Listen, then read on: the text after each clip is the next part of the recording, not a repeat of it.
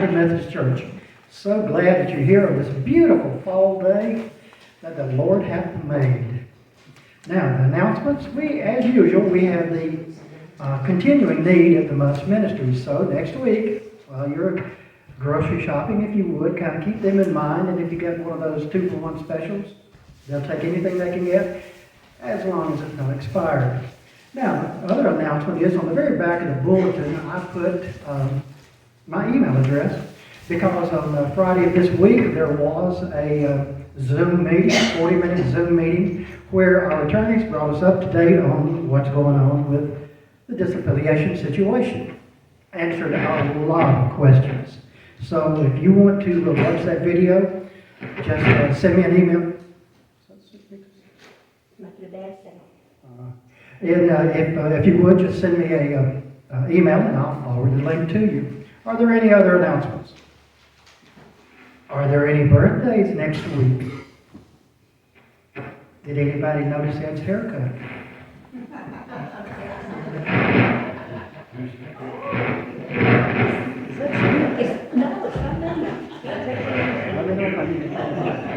Okay, in that case, let's continue with the service.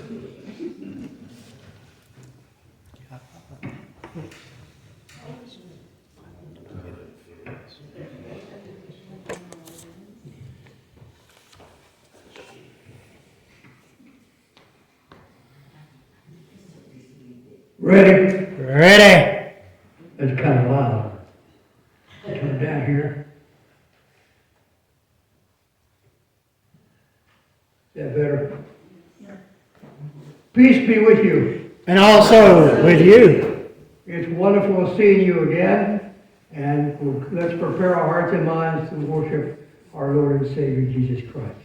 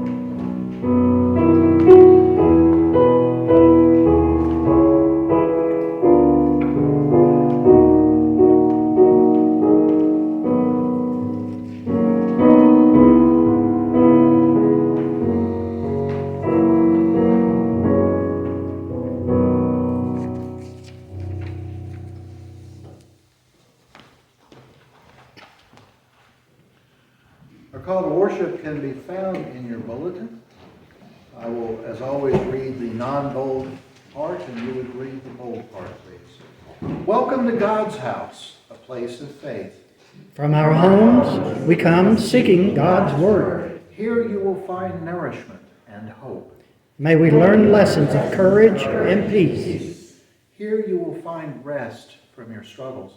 Lord, prepare our hearts to receive your words, that we may leave this holy house of faith and return to our homes, encouraged and challenged to be your people. Amen. Shall we pray? Almighty God, Union Hill United Methodist Church is gathered here to worship you in the name of Jesus Christ. Let the thoughts of our minds, the words of our mouth, the actions of our body, most importantly, let our souls be touched by you and our spirits united as one. And we'll give you all the honor and all the glory and all the praise in the name of the one and only. Amen. Amen.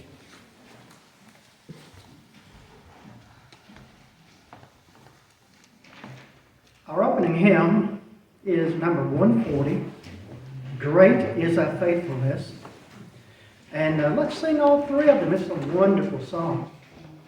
Well, please stand in honor of God as you're able.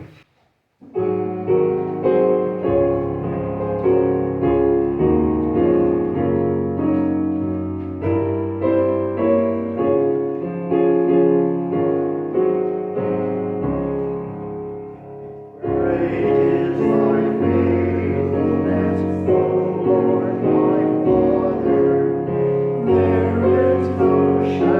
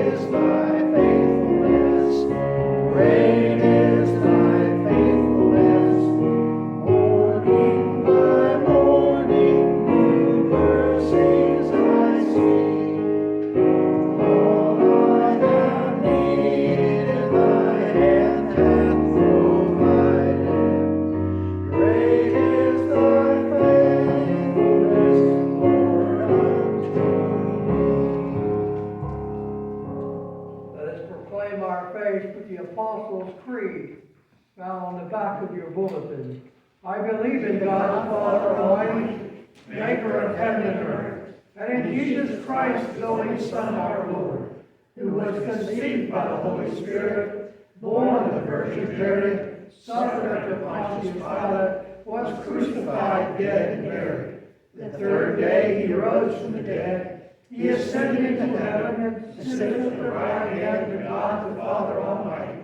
From thence he shall come to judge the quick and the dead. I believe in the Holy Spirit, the Holy Catholic Church, the communion of saints, the forgiveness of sins, the resurrection of the body, and the life everlasting. Amen. You may be seated.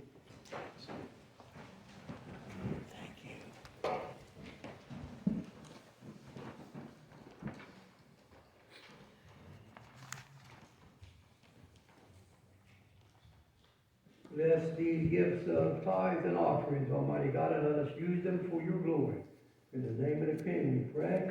Amen.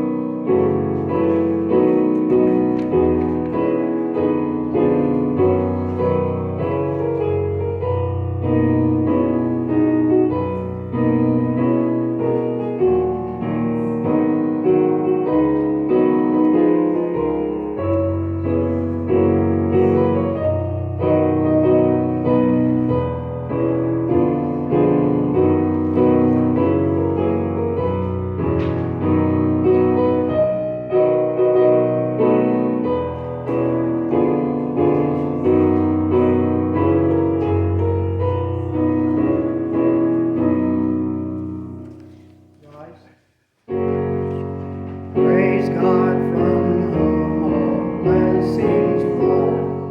Praise Him, all creatures here below. Praise Him, all the heavenly hosts. Praise Father, Son, and Holy Ghost. Amen.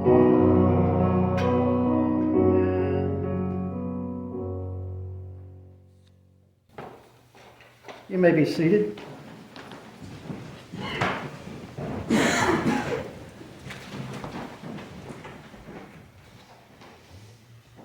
Now we're at the time of when we're going to share our prayers and praises. You see the prayers that are listed in the bulletin, and we continue to pray for those folks. Are there any updates on any of the folks that are in the bulletin?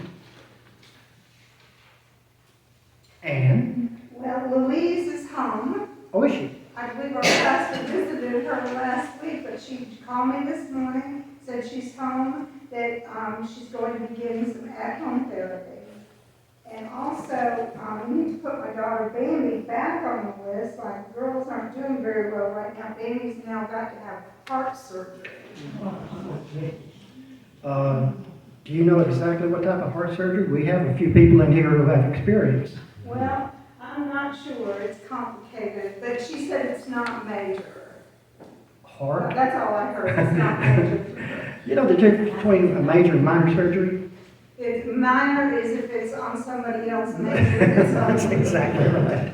But I will say this, she backed out of singing at my wedding, so if anybody can do an Elvis song, please let me know. As a matter of fact. Betty, Yes. you raise your hand. Would you add Sue in front of our prayer list? Those you don't have to write down, I do know their names and I will do it. I sure will. They are recovering from COVID. They're recovering from COVID and they're just not making that much progress. They're just not. It's a They're terrible, just not getting better. it's a terrible Really disease, not. yes. And there's no real cure. Just tough it out. Okay, yes, Sue and Frank will. Anyone else with prayers? Yes. I'm back over COVID. Is that a praise or a prayer? A praise. You're right. It is. All right. Well, then you reassure Betty to reassure Yes. Sue and Frank. Okay. The little girl that had her surgery is making progress.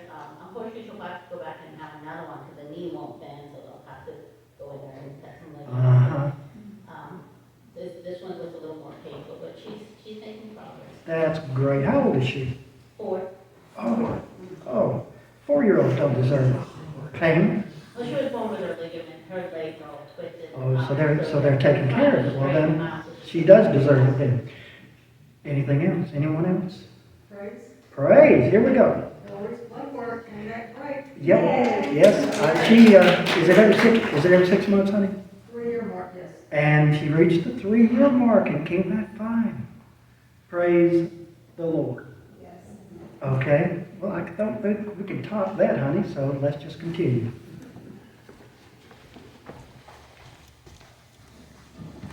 Shall we go to the Lord in prayer?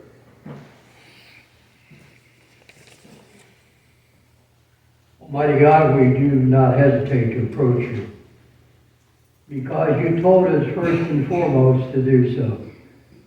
The transcendent theology that makes you so holy, you're unapproachable, has long gone.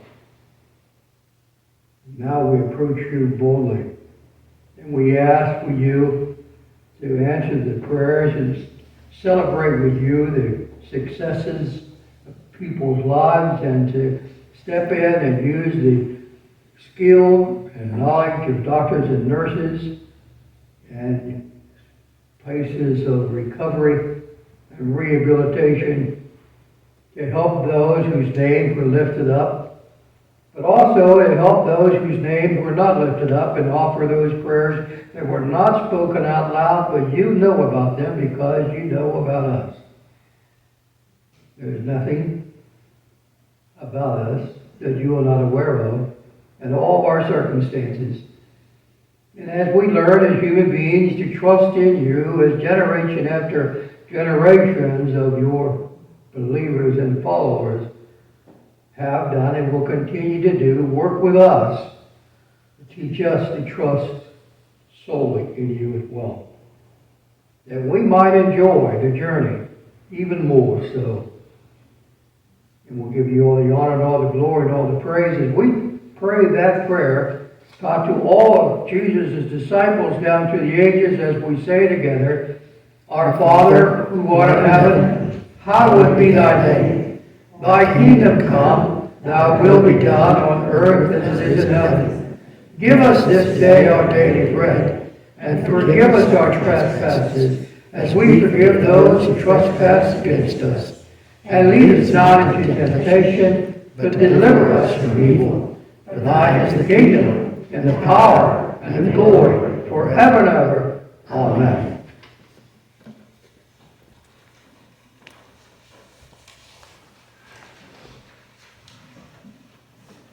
Let us continue to worship God in song by turning to page 545. The church's one foundation. Let's sing 1, 2, 4, and 5. And please stand in honor of God as you are able.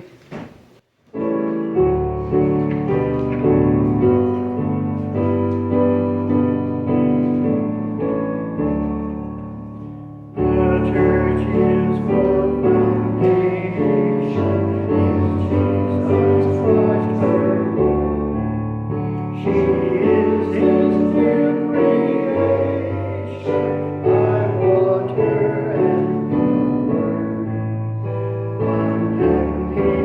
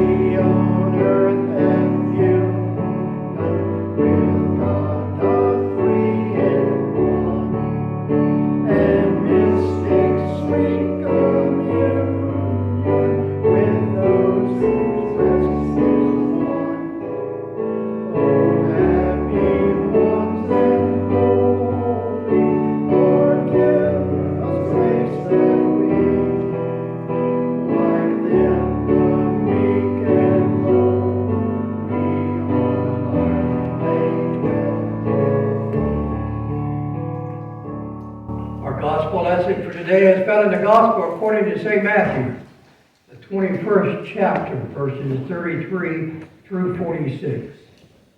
Listen to another parable.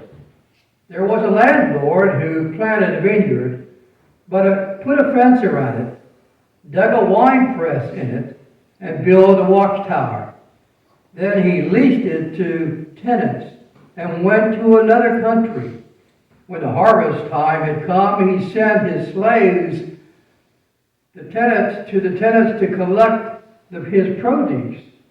But the tenants seized the slaves and beat them up, killed another, and stoned another. Again he sent other slaves, more than the first, and they treated them the same way. Finally he sent a son to them, saying, they will respect my son. But when the tenants saw the son, they said to themselves, this is the heir. Come, let us kill him and get his inheritance. So they seized him, threw him out of the vineyard, and killed him. Now when the owner of the vineyard comes, what will he do to those tenants? They said to him, he will put those wretched to a miserable death, and lease the vineyard to other tenants who will give him the produce at the harvest time. Jesus said to them, have you never read the scriptures? The stone that the builders have rejected has become the cornerstone. This was the Lord's doing, and it is amazing in our eyes. Therefore, I tell you, the kingdom of God will be taken away from you and given to a people that produces the fruits of the kingdom. The one who falls on the stone will be broken to pieces, and it will crush anyone on whom it falls. When the chief priests and the Pharisees heard his parable, they realized he was speaking about them. They wanted to arrest him, but they were afraid of the crowds because they regarded him as a prophet. The word of God for the children of God. Thanks be to God. You may be seated.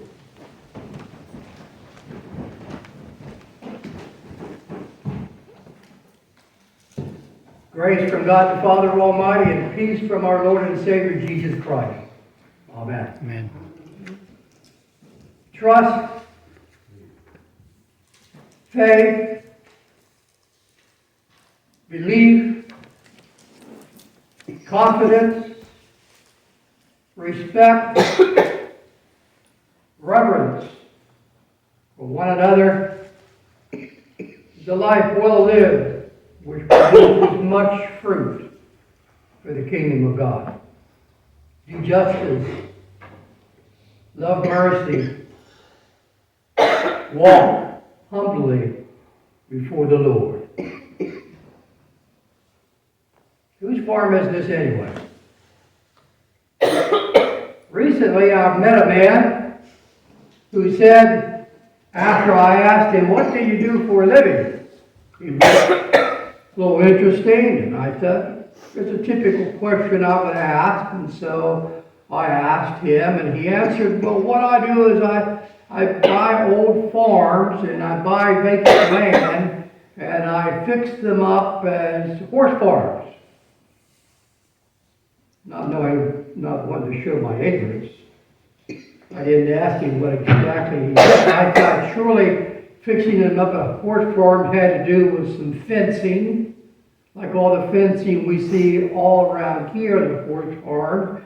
So it had to have something to do with fencing, something to do with stables and stalls, and perhaps a home if it was already there to add to it, redo it, refurbish it, fix it all up, and sell it as a horse farm. He didn't respond, and I didn't pursue. We went our different ways and met other people. And I got to thinking, I used to love to ride horses when I was a little boy. We didn't have horses. But I had a sister who was married to a Methodist minister, and he always wanted to serve those small communities up in Ohio that were surrounded by horse farms, maybe not more than 3 or 4, but at least 3 or 4 that would have some horses on them, and the people came to the understanding that I like to ride horses. So when I would visit in the summertime for 3 or 4 weeks at a time, sometimes there would be an invitation waiting on me when I arrived for my extended visit. If not, there would be one coming that day or the next. Come over and ride horses every day. And so I didn't hesitate to accept the invitation, and my sister would say, "Go ahead, cowboy." I always made sure that I brought my cowboy hat with me, because what good is a cowboy without a cowboy hat? So I would wind up on the horse farm. They would drive me over before I was old enough to drive myself or somebody else's vehicle. When I was a little young boy, they used to have to lift me up a little bit, put my foot in the stirrup and put me up on the horse. By the time I reached teenage years, I could go over and help the farmer tighten the cinches, put the saddle on, and you sort of get the horse ready, so to speak. And then I would climb up on that horse. And as soon as I made it on top of that horse, I would adjust my hat, and my mind, my imagination would soar back to that time when the West needed tame because it was wild. And with my cowboy hat on, I would ride out into the open range, in the open field, making sure that I dodged the cows along the way, making sure that the bull was on the other side of another fence. I didn't want to encounter him, riding in the open range. And immediately after riding for a while, I could just hear Gene Autry's song, "And you're back in the saddle again." Back where a friend is a friend. My imagination would just soar throughout that entire experience. At the end of the ride, which was usually at the end of the day, because I would take care of the horse, get off the horse and walk along in front of it and have it follow me, and you get back on and just spend the day on the horse farm. Loved it. Dust my hat off. Go back eventually and turn the horse back in and take off the saddle. Just enjoy the day. Imagination. Imagination is a wonderful thing. Imagination is a gift from God. Imagine that the world around us imagined more, and more people thought about imagining more, because imagining was not a childish thing, as sometimes we're told, but imagination is a childish and adult thing, which all people should do at all times. Imagine a world full of people who imagined there was peace everywhere. Imagine the person who imagined themselves getting up in the morning and walking out with an invisible spiritual cloud around them, where they could be at peace with themselves and therefore at peace with everybody else. One of the things we had to work with in the 5 students that I helped in seminary go through their personal assessment is to learn to be at peace with yourself. Whether you're a different personality than anybody else, or you fit in with everybody else, to be at peace with yourself, and then to walk out and be at peace with everybody else. Imagine a world where everybody was at peace with themselves, and where you walked into the room, maybe there would be a person there that would not be at peace with themselves, but that cloud that surrounded you was contagious, like a cold. And you could walk up, and as soon as you got close to somebody else, they would be enveloped in that cloud of peace, and be at peace with themselves, and be at peace with you and everybody else. Imagine a world where all you had to do was ask. Whatever you asked, you had. Imagine a world where all you had to do was dream. And those dreams would come true. Imagine a world where all you had to do was imagine, and whatever you imagine is what you're going to wind up with. Where vehicles are fueled by the sun and not by fossil fuel. Where homes are heated from the earth in the wintertime and cooled by the earth in the summer. Imagine that the pluses and the minuses, more minuses than pluses of aging, don't really start to kick in until you're about 105. Or maybe 125. Imagine a world where there's crystal clear water that runs in all the streams and bubbles over the rocks on one side of the stream, and on the other side is sweet tea. Imagine where body parts are replaced simply as easy as replacing a hard drive in a computer. Take a little screwdriver, unscrew this, take the part out, put it back in. Imagine a place where people are not threatened by anybody else or any other thing in the world. Where you can say, thank you, Lord, for protecting me from all life's harms, and know that it's a fact. Imagine where the world, everyone is respected equally, and everybody respects you equally. Imagine a world where you can ride your horse to the top of a hill. And when you get to the top of the hill, you can just sit there on the top of your horse and look over God's beautiful nature. Rolling hills, grass, trees, flowering shrubs, just enjoying the breeze. You wonder whether or not the horse is enjoying it as much as you are. You're certainly enjoying it. And you look over on the other hill, and there's another couple people over there doing the same thing. Just enjoying the view. And you look over here, and there they are, 2 or 3 other people, and their horses just enjoying the beautiful view of God's nature, just relaxing, enjoying. And it's time eventually to leave. And as you leave, you raise your hand, and simultaneously, everybody is to ride away off of the hill back down into the valley. You all begin to sing the same song as Roy Rogers and Dale Evans singing Happy Days to You until we meet again. Keep smiling until then. Imagine a world where people would do that on a regular basis. Imagine a world where there is a menu of opportunities for young people and even old people who want to keep on working. Not everybody wants to retire anymore like they used to. Some people want to just keep on going. Imagine a menu that's just for your particular age group, where you can open it up like your IHOP, see all the beautiful pictures, see here's what you could do with this training, and here's what the results could be.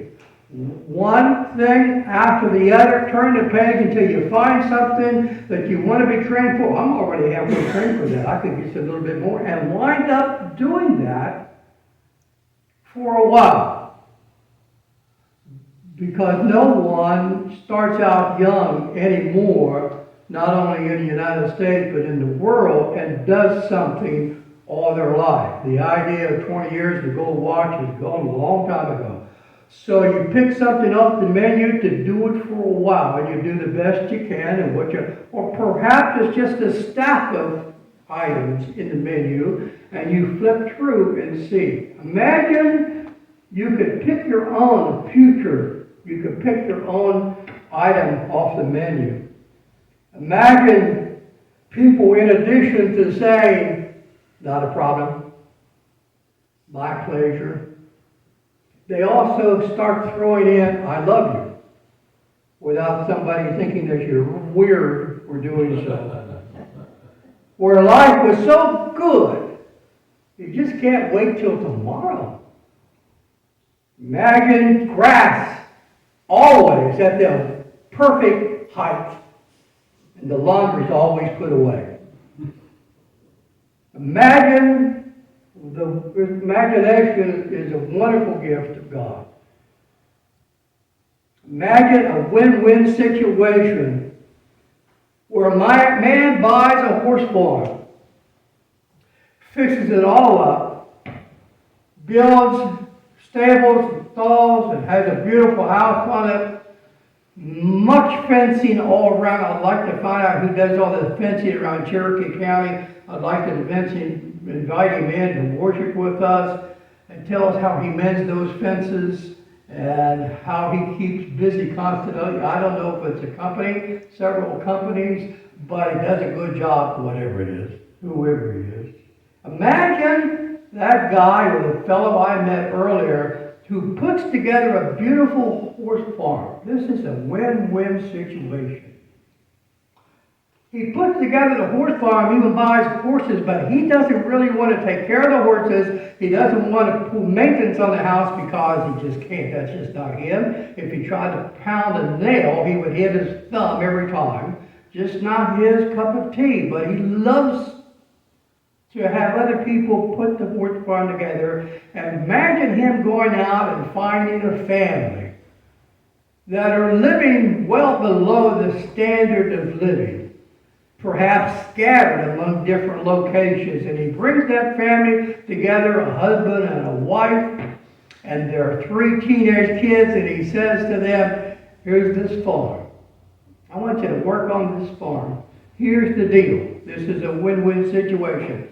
I win because the farm is going to be used and taken care of, and the horses are going to be taken care of. You come in, live in the house, take care of the horses, feed them properly, take care of their medical needs. I'll provide all the feed. You just go ahead and plant seeds.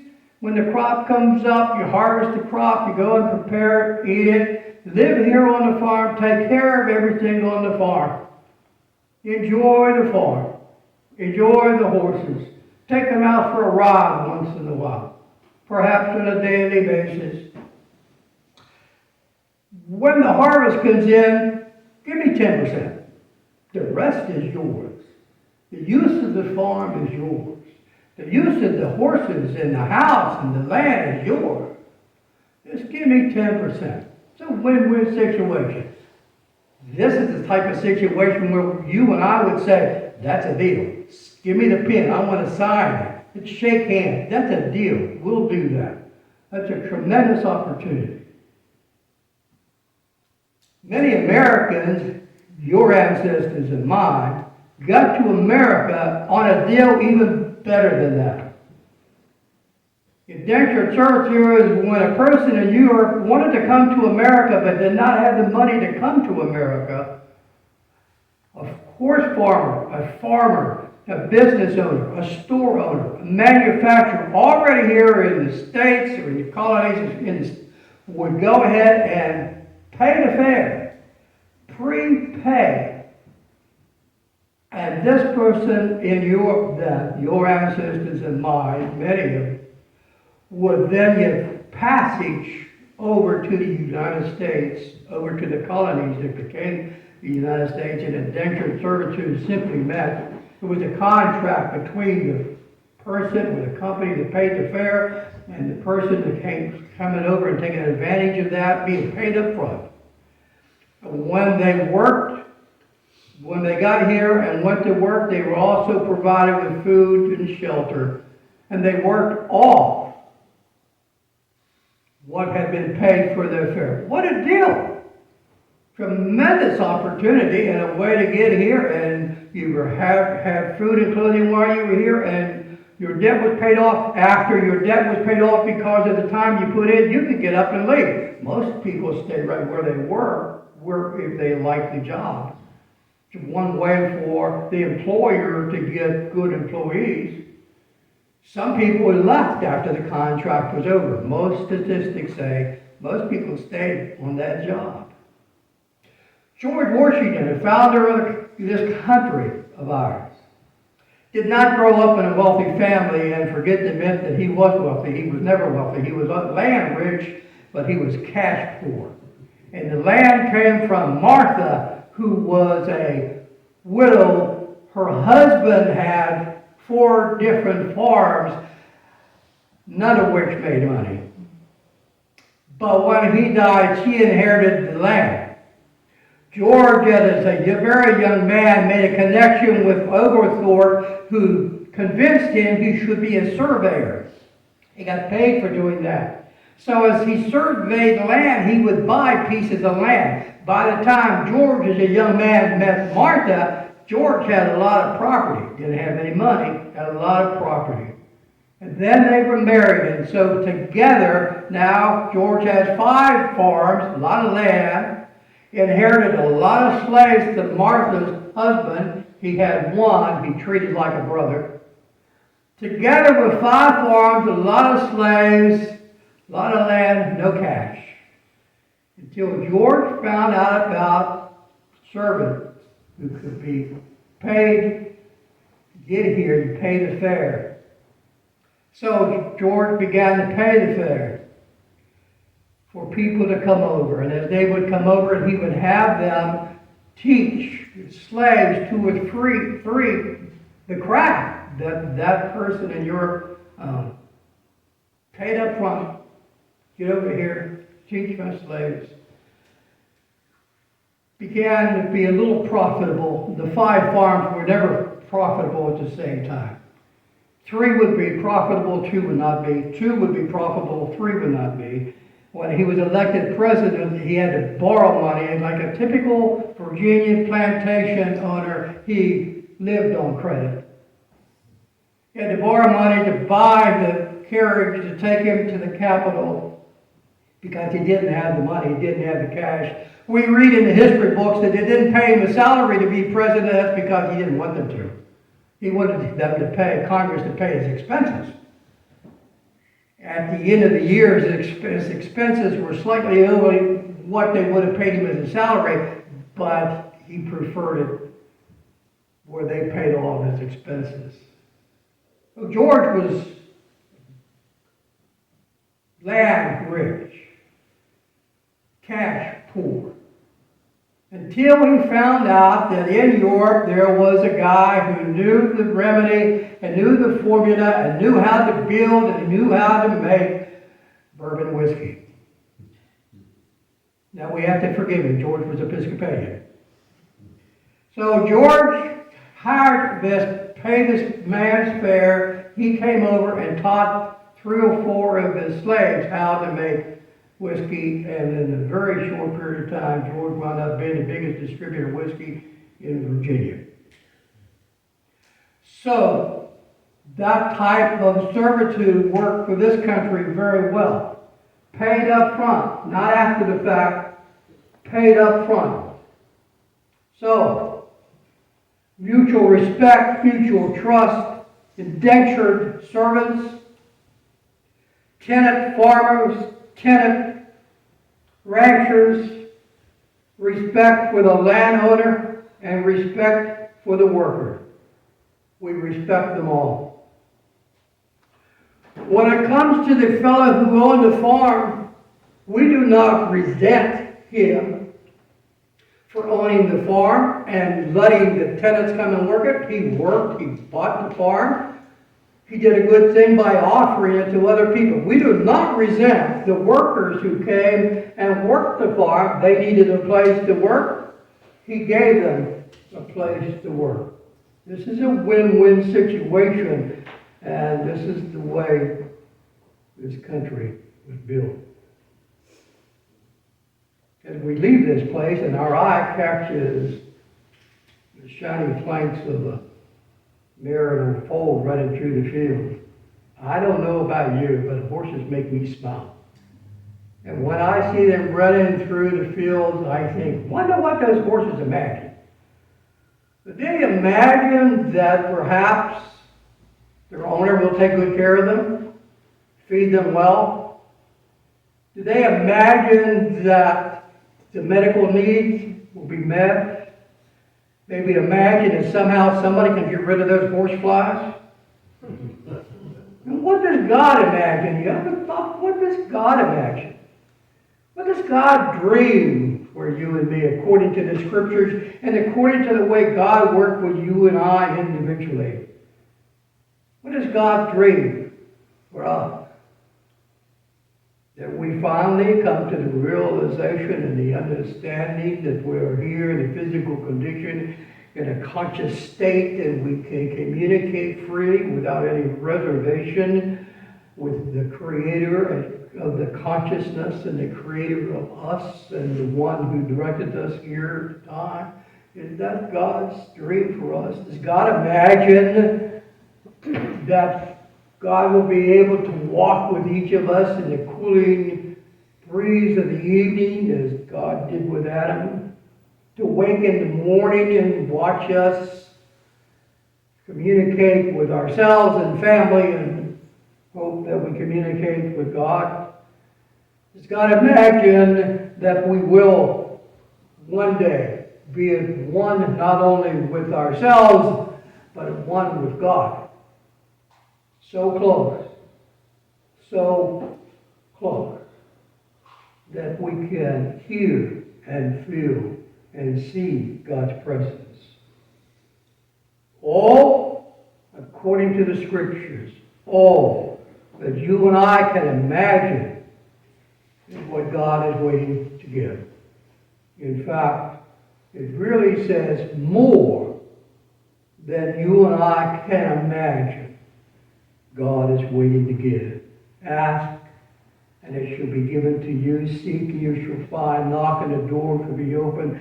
Imagine, and it will all be yours.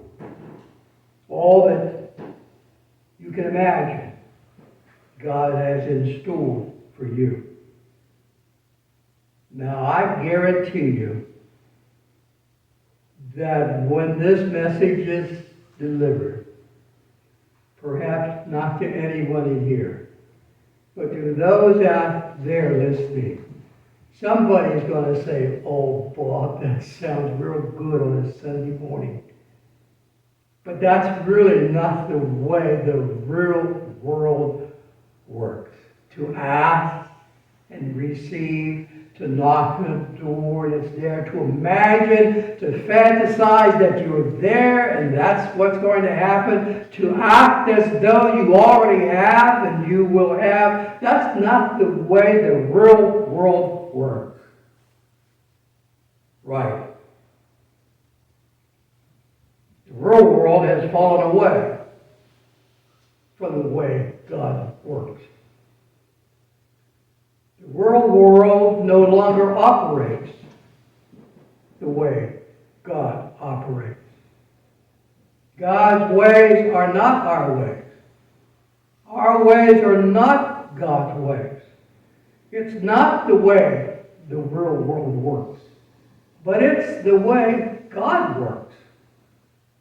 Do justice, love mercy, walk humbly before the Lord. And the Scripture is put together to simply paint a picture of the Lord reaching up, embracing you with a supernatural, invisible cloud of grace and peace that journeys with you at all times and at all places and flows through you. And peace flows through you. So that whatever comes your way in the real world is minimized, if that. Touches you, perhaps, if so, very lightly. The world is God's. The earth is the Lord's and all that is in it. This horse farm belongs to God. God owns the farm. God's ways are not the ways of the world.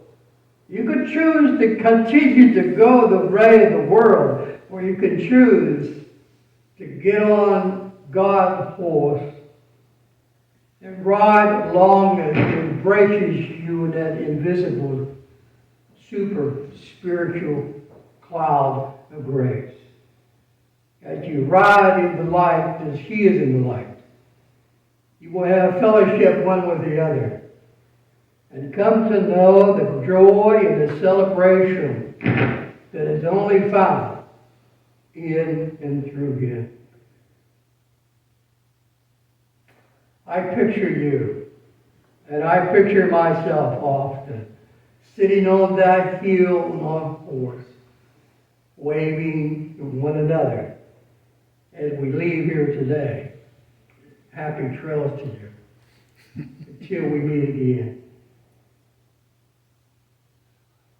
In the name of the Father, and of the Son, and of the Holy Spirit. Amen.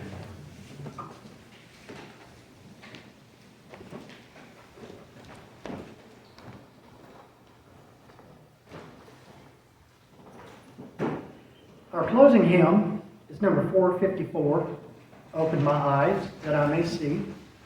Let's sing all three verses, and please stand in honor of God as you're able.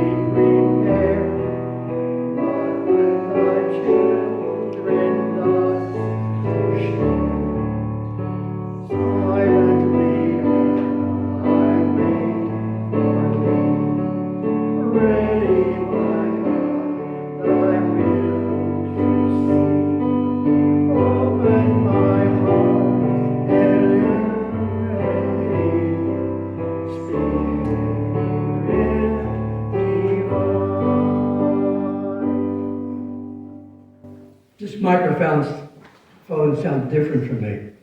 We finally got the PA and video system up and running properly, thanks to days' work with this guy. Okay? So we need to give him thanks. It's finally working, give him thanks. May the power of Almighty God, the love and friendship of Jesus Christ, and the guidance of the Holy Spirit be with you, one and all. In the name of the Father, Son, and the Holy Spirit we pray. Amen. Amen. This is going to be takes again, I'm used to.